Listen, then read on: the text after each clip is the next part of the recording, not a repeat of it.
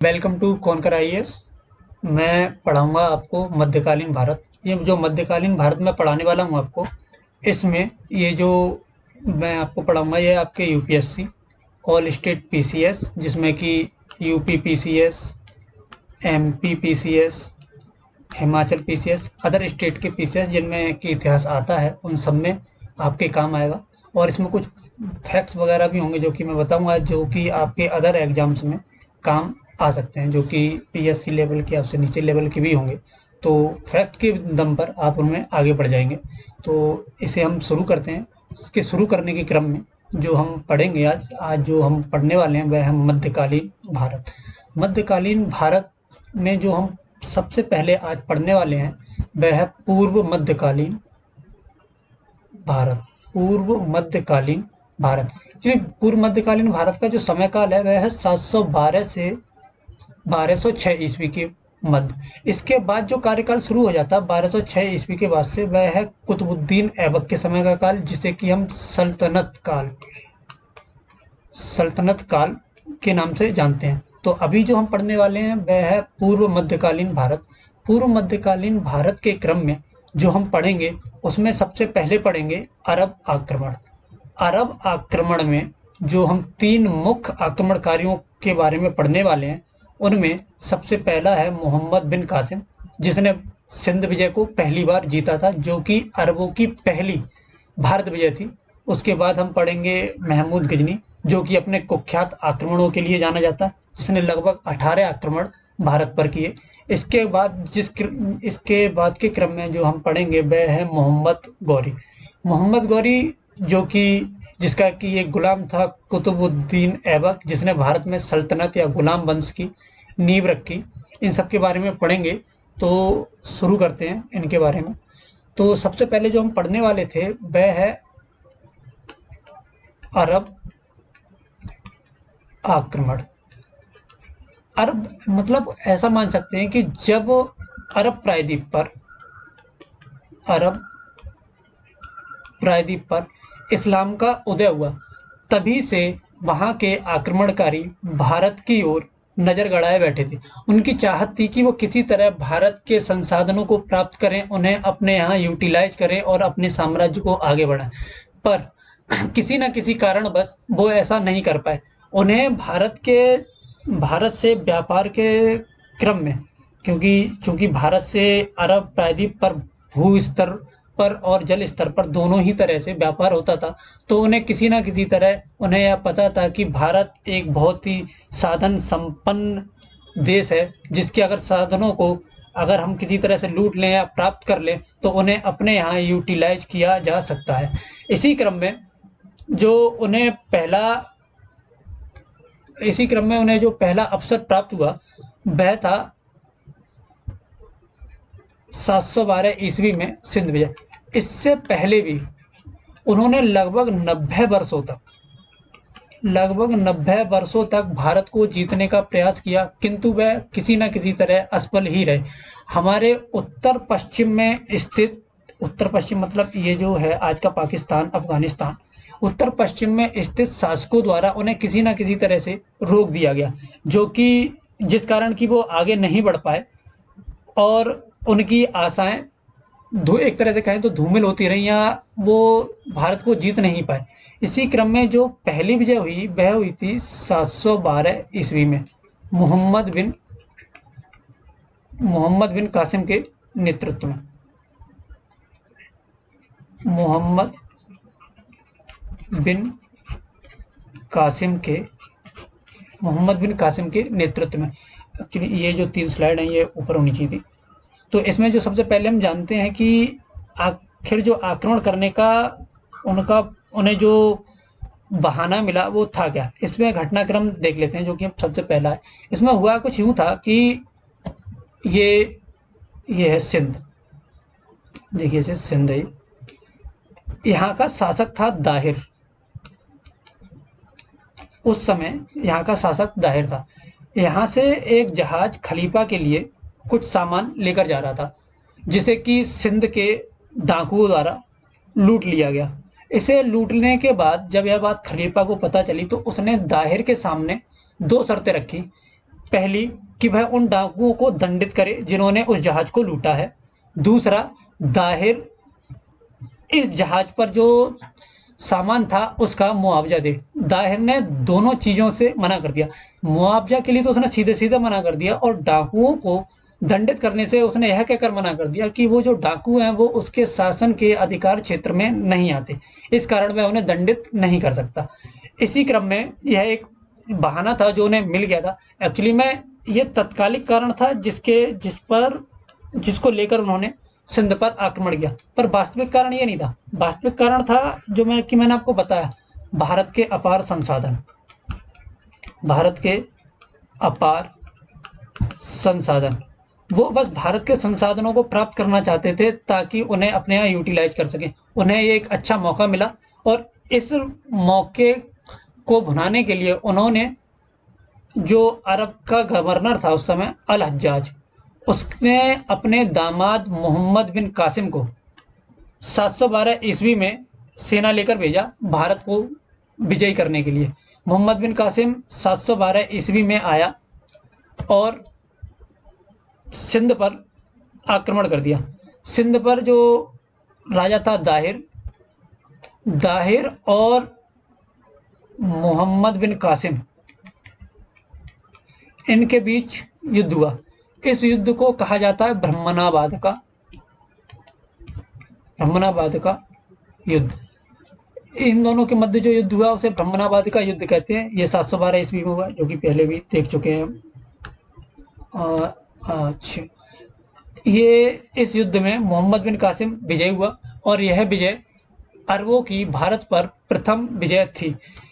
इस विजय का स्रोत क्या क्या है, हम कैसे कह सकते हैं कि ये विजय हुई थी या नहीं?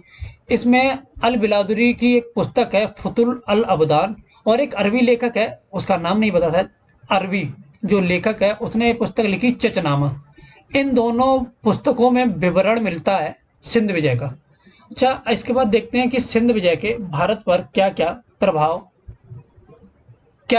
रहे थे। या इससे पहले ये देख लेते हैं कि क्या सिंध विजय के बाद अरब या अरबों को भारत पर सफल होने के क्रम में कुछ सहूलियत प्राप्त हुई या नहीं। इसमें जो कहा जाता है वही है कि सिंध विजय के बाद मोहम्मद बिन कासिम वापस लौट गया, और उसके बाद अरबों ने कई बार भारत पर आक्रमण किया, किंतु गुजरात, राजस्थान, इस क्षेत्र में गुर्जर प्रतिहार नामक जो शासक थे उस समय, उन्होंने इन्हें आगे बढ़ने से रोक दिया। तो ऐसा कहा नहीं जा सकता कि सिंध विजय ने एक तरह से भारत पर आक्रमण की सफलता के क्रम को बढ़ा दिया, जो कि एक तरह से गलत ही होगा, तो ये कहा नहीं जा सकता। इसके बाद ये देखते हैं कि क्या जो अरबों ने भारत पर विजय प्राप्त की, एक सवाल यह भी है कि जैसे भारत पर जो उन्होंने विजय प्राप्त की, यह विजय परिणाम विहीन थी। मतलब जब वह वापस लौट गया और आगे आने वाले शासकों ने या आगे आने वाले आक्रमणकारियों ने गुर्जर प्रतिहारों को पार नहीं कर पाया, तो क्या यह विजय मात्र एक परिणाम विहीन विजय थी? इसका कोई फायदा आगे हुआ नहीं। तो इसका फायदा राजनीतिक रूप पर तो हम कह सकते हैं कि राजनीतिक रूप में यह महज एक छोटा सा प्रभाव था कि एक तरह से जब ये आगे आए सिंध विजय करके, तो इन्हें पता चला कि भारत में कितनी बड़ी आबादी है जो मूर्ति पूजा में बिलीव करती है, इनके जो धर्म का प्रसार कितना मुश्किल है। उस समय जो भारत के राजा थे उनका कैसा प्रभाव है और पास के क्षेत्रों पर, इन सब में तो राजनीतिक रूप से उसकी विजय तो सीमित रही, किंतु सांस्कृतिक रूप में यह बहुत ही, एक तरह से कह सकते हैं राजनीतिक रूप से कहीं ज़्यादा सांस्कृतिक रूप में इसका फायदा हुआ, जिसमें ये कह सकते हैं कि उस समय अरब खलीफा का जो दरबार था, जो बगदाद उस समय सांस्कृतिक रूप में स्थापित हो चुका था, जिसमें कि हुआ यूं था कि भारत के कई सारे ग्रंथ यहाँ से उसके दरबार में ले जाए गए और उन्हें अरबी में अनुवाद किया गया, जिससे कि भारत के गणित, या दर्शन से संबंधित विचार वहाँ फैले और वहाँ से फिर पुनरुत्थान की ओर, ऐसा कर सकें कि पश्चिम की ओर आगे बढ़ गए। पर इस क्रम में समस्या यह हुई कि इससे अरबों को तो फायदा हुआ, पर भारतीयों को इससे कोई फायदा नहीं हुआ। इसका कारण था भारतीयों की स्वकेंद्रित सोच। वह नहीं वह चाह वो उस समय एक इतिहासकार का मानना है कि हमारे भारतीय लोग उस समय यह मानते थे कि उनका गणित और उनका प्रशासन पूरे विश्व में सबसे बेहतर है, और यही एक कारण था जिसकी वजह से अरबों से संबंधित कोई भी ग्रंथ या किसी भी तरह की कोई भी प्रतिलिपि भारत में या भारतीय भाषा में उस समय अनुवादित नहीं की गई, जो कि एक तरह से देखा जाए तो भारत के लिए किसी ड्रॉबैक से कम नहीं था, क्योंकि ज्ञान है कहीं से भी ले लो। लेकिन जब बात आती है कि स्वकेंद्रित होने की, कि जो हमारा है वही बेहतर है, तब ये समस्या पैदा कर देता है। इसी में जो हम देखते हैं, अगला जो आक्रमणकारी देखते हैं, जिसमें है महमूद गजनी। महमूद गजनी एक तुर्क था और यह विश्व का प्रथम सुल्तान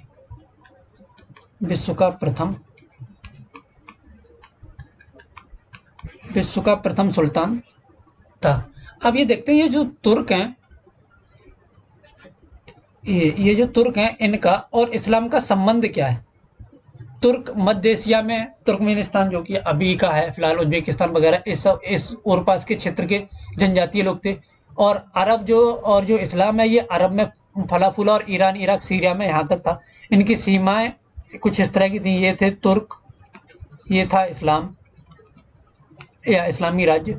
तो इन दोनों के बीच मध्य संबंध क्या था, सबसे पहले ये देखते हैं। उसके बाद देखेंगे कि जो इस्लामी खलीफा थे, खलीफा और सुल्तान, इनके मध्य क्या संबंध थे, ये दोनों एक दूसरे को कैसे जानते थे या कैसे समझते थे, इन सब के बारे में देखेंगे। तो सबसे पहले जो हम देखते हैं, वो देखते हैं तुर्क। तुर्क एक जनजाति थी जो कि समय समय पर इस्लामी राज्यों पर हमले किया करती थी। खाना बदोश थे, एक तरह से कहा जाए लूट कर खाने वाले। तो ये यहाँ आते थे, इनसे चीज़ें छीनते थे और वापस ले जाते थे। तो ये एक तरह से इस्लामी राज्य के लिए एक बहुत बड़ी समस्या थी, इनसे निपटना जरूरी था। तो उसके क्रम में कुछ तुर्कों ने अपनी स्वेच्छा से इस्लाम धर्म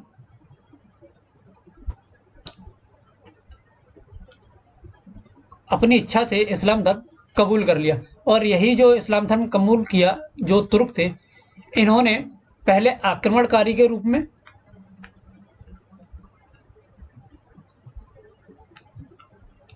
उसके पश्चात सहयोगी के रूप में इस्लाम धर्म में अपना योगदान दिया। क्योंकि तुर्क बहुत ही, एक तरह से कह सकते हैं कि हिंसक प्रवृत्ति के थे, या ऐसा कहा जा सकता है कि बहुत ही, मतलब क्या कहते हैं ना, जो कि क्रोधित होते हैं एक तरह से, वो क्रोधी थे या शॉर्ट टेम्पर्ड थे, इसकी वजह से, या कट्टर थे, इसकी वजह से इस्लाम में कट्टरता भी आ गई थी। ये इसका एक ड्रॉबैक था। तो अब इसके बारे में देखते। हाँ, तुर्क जो थे, जब कुछ तुर्कों ने अपनी इच्छा से इस्लाम स्वीकार कर लिया, तो ये इस्लाम में सबसे पहले छोटे पदों पर, जैसे कि कुछ गुलाम बने या कुछ छोटी छोटी नौकरियां करने लगे। इसके पश्चात ये अपनी प्रतिभा पर बड़े बड़े पदों पर पहुंचने लगे, जिसमें कि एक था अल्पतगीन। यह उस समय गजनी के गवर्नर के पद तक पहुंच चुका था। इसी का जो दामाद था वो था सुबुक्तगीन। यह इसका दामाद और गुलाम दोनों था, और इसका पुत्र था महमूद गजनी। तो ये थे तुर्क। हमने देखा कि तुर्क कौन थे और ये किस तरह से आगे बढ़े, किस तरह से ये इस्लाम में आए। इसके बाद हम देखते हैं सुल्तान और खलीफा के मध्य संबंध। ये एक्चुअल में प्रॉब्लम थी क्या। विश्व का खलीफा ने किसी को भी सुल्तान की उपाधि देना स्वीकार क्यों किया, जबकि कहा जाता है कि इस्लाम में खलीफा से बड़ा कोई नहीं, जो शक्ति है वो खलीफा में ही नहीं आता है। फिर खलीफा ने राज्य करने के लिए सुल्तान की उपाधि प्रदान करना क्यों शुरू किया? तो हुआ कुछ यूं था कि 10वीं सदी के लगभग इस्लामी राज्यों का पतन होना आरंभ हो गया, और इसी पतन के क्रम में कुछ महत्वाकांक्षी तुर्क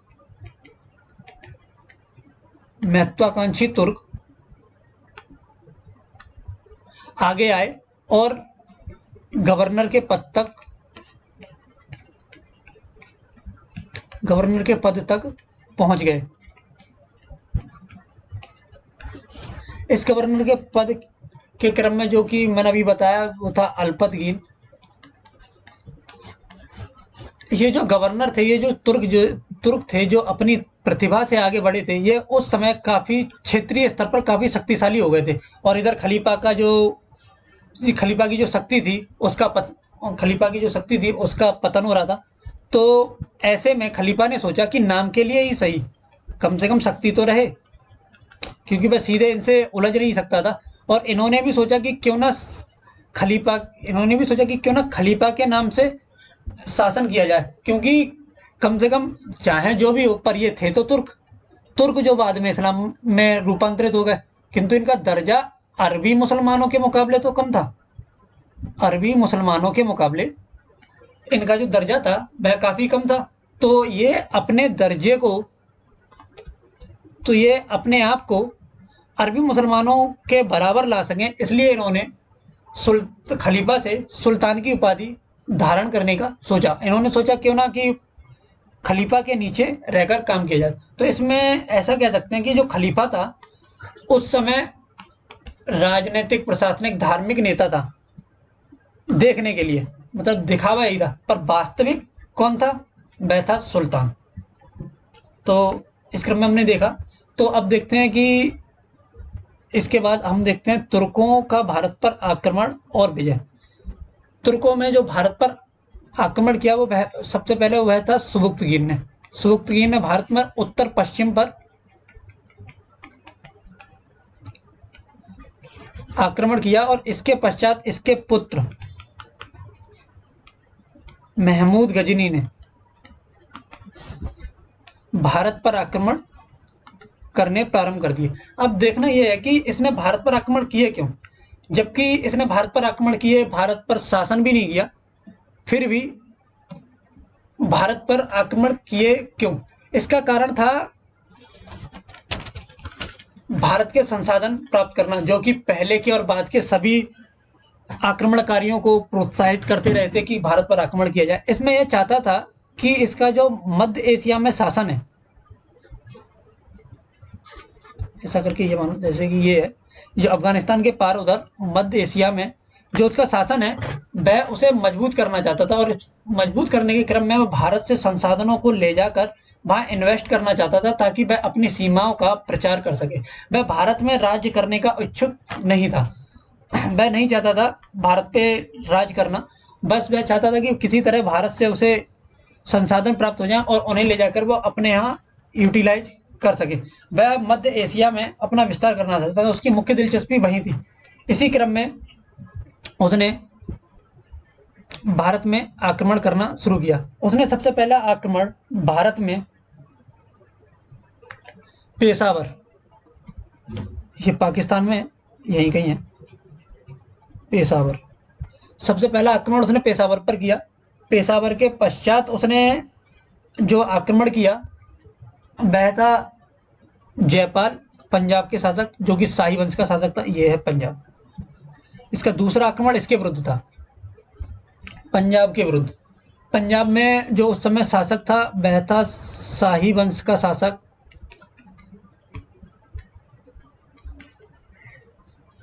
जयपाल। इसने शाही वंश के शासक जयपाल को हराया और पंजाब को अपना आधार बनाया। पंजाब को अपना आधार बनाने के पश्चात इसने भारत पर आक्रमण करने शुरू कर दिए।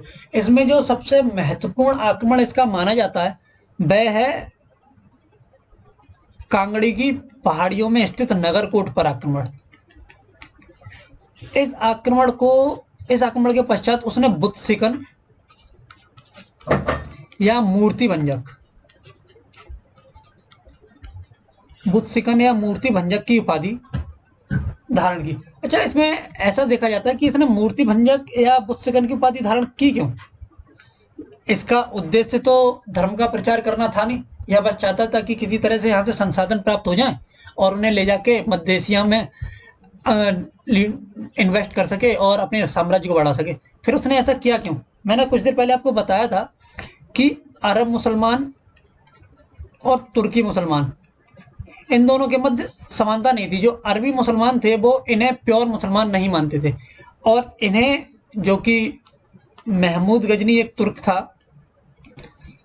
तो यह अपने राज्य को वैधता प्राप्त कराने के लिए धर्म का इस्तेमाल करने लगा। इसने कहा कि हम दारुल हर्ब को दारुल इस्लाम, अर्थात काफिरों का देश, जहां, जो कि मूर्ति पूजकों का देश है, मूर्ति पूजकों के देश को दारुल इस्लाम, यानी कि वहां जहां इस्लाम के कानून लागू हों, उसमें बदलना है। और इसी समय इसने जिहाद का भी नारा दिया। यह सब दिखाने के लिए था, पर वास्तविक उद्देश्य इसका था कि यह अपने शासन को वैधता प्रदान कर सके, यह बता सके कि इसके जो आक्रमण है भारत पर, वह संसाधन प्राप्त करने के लिए नहीं है, बल्कि मुस्लिम धर्म को आगे बढ़ाने के लिए हैं, उसका प्रचार प्रसार करने के लिए हैं। इसी क्रम में इसका जो मतलब जो हम महमूद गजनी को सबसे ज़्यादा जानते हैं, वह है सोमनाथ पर आक्रमण की क्रम। इसका जो अंतिम आक्रमण भारत पर था, वह सोमनाथ के मंदिर पर हुआ था, और इसके मध्य बताते हैं कि इसे इतना धन प्राप्त हुआ था जिसका मतलब अंदाजा लगाना मुश्किल है, शायद कुछ 20 या 30 लाख दीनार, ऐसा कुछ, मुझे एग्जैक्टली पता नहीं, पर शायद इतना ही था कि जो इसे इतना धन प्राप्त हुआ था। इस क्रम में हम देखेंगे वो ये देखते हैं कि इसके प्रभाव, मतलब ये तो इसके कारण हो गए कि क्यों, क्या कारण थे जो इसने दिखाए थे भारत पर आक्रमण करने के लिए, और क्या कारण थे जो वास्तविक कारण थे जो इसने भारत पर आक्रमण किए थे। अच्छा, तो अब जो अगला जो है हमारा, वह है भारत पर आक्रमण के प्रभाव। जो इसने भारत पर आक्रमण किए, उसके प्रभाव क्या क्या रहे थे, क्या प्रभाव थे जो कि इसके आक्रमण के पश्चात भारत पर हुए थे। जिनमें एक था राजनीतिक विघटन। जैसे कि ऐसा कह सकते हैं कि इसके समय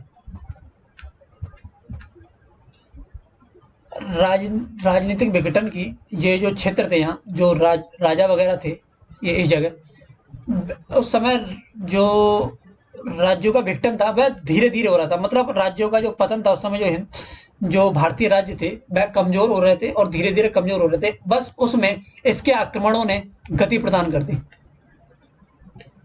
इसके आक्रमणों के कारण ये जो सीमावर्ती क्षेत्र थे, इनका पतन तेजी से होना स्टार्ट हो गया।